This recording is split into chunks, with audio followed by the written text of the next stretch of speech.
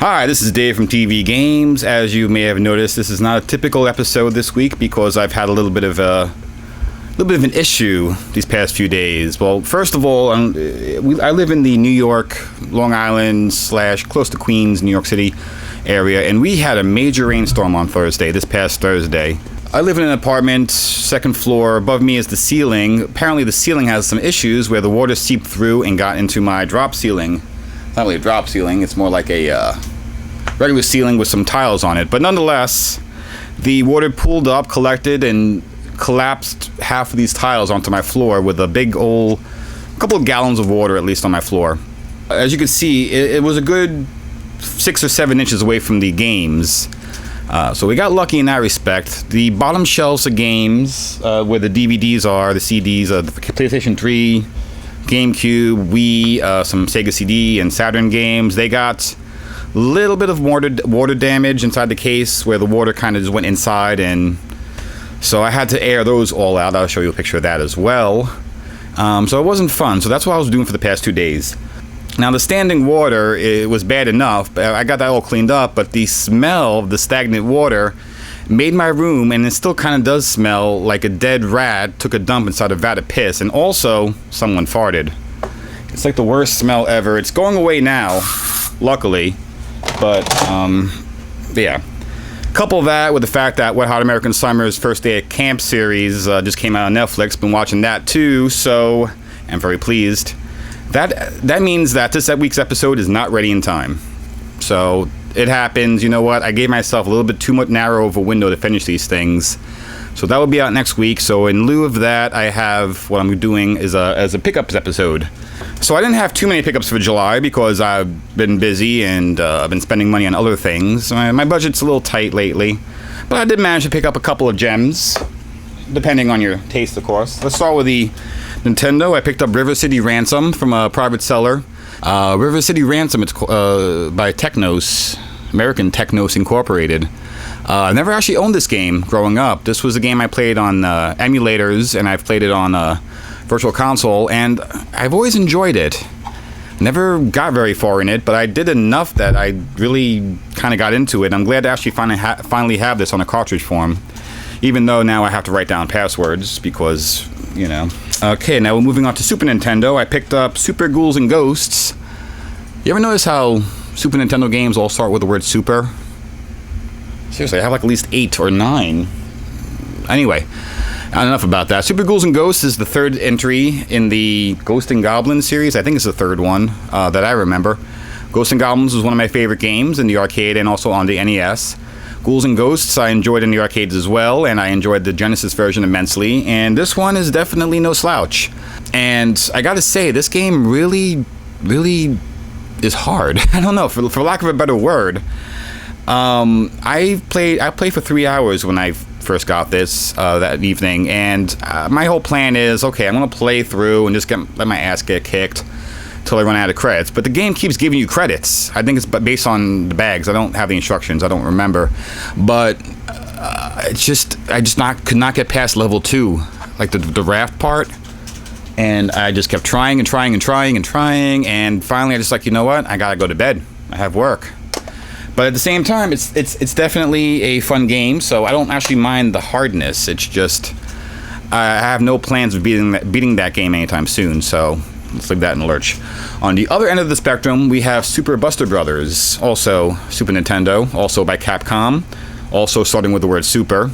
This was known as Pang or Super Pang in Japan. Now, this was a game I remember when I used to hang out with some female friends. We'd run across a game room or an arcade, and they'd have a copy of Super Buster Brothers on the floor, and this was the game they always gravitated to. This and Bust a Move, which is also known as Puzzle Deep Pond, a Puzzle Bobble or whatever, Puzzle Bobble.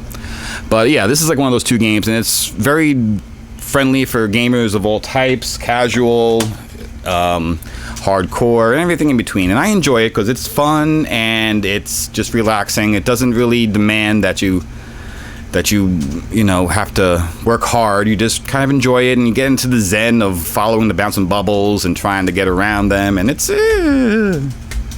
It's fun. ColecoVision. I actually picked up 2 titles for ColecoVision.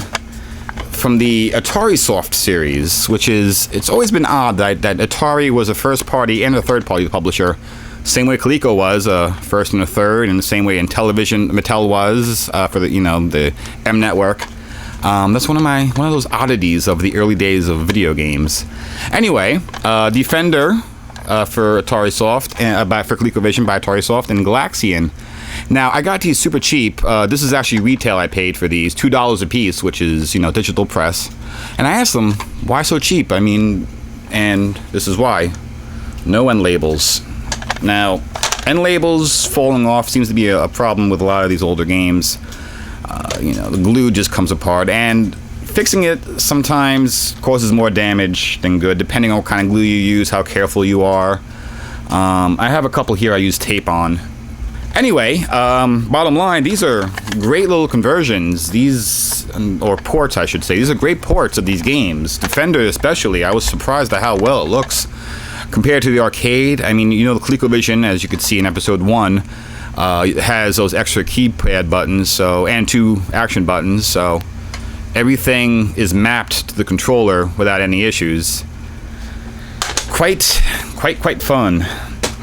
Highly recommended if you find these, because these are great conversions. Galaxian too. I'm not a big Galaxian fan. It's just kind of Space Invaders with a twist, and Galaga is more my speed. But for what it is and the game it is, I think it's a great port, and I like having it in my collection. Coffee. Maze Mania. This was a Laserdisc game, more or less, designed to show off the capabilities of the Laserdisc player in the early 80s, like the other titles from a company known as Optical Programming Associates. I'm not going to blow my wad, so to speak, here, because this is I'll discuss this in depth in other Optical Programming Associates titles for the Laserdisc. But this is an interesting title. It's allegedly a game, and I say allegedly. Basically, there's 4 scenarios. It's all live action, and the maze is that you have to get to the good ending by answering a series of questions.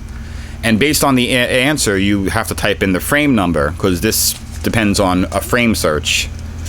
Only problem with that is my Laserdisc player does not seem to enjoy searching by frames or punching them in.